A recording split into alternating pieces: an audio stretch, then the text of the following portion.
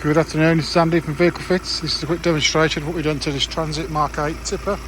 So we've done some nice strobes on the lower panels, the lower fog light apertures, whatever you call them. Did a high mounted roof beacon as a customer supplied unit, which we fitted for him. And on the back he wanted a bit more visibility, so we fitted in some nice reverse light, not reverse lights, they're actually they can actually be left on with the ignition. That's exactly how he wanted them wired, because he wanted to be able to just leave the vehicle engine running while he's loading, so they can be switched on with a switch in the dash. And we've also done a reverse camera with infrared LEDs for at night. So nice little practical works van.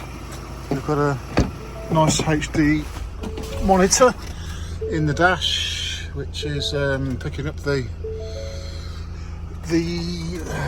tow ball quite nicely. So that's got two switches. We've utilised the existing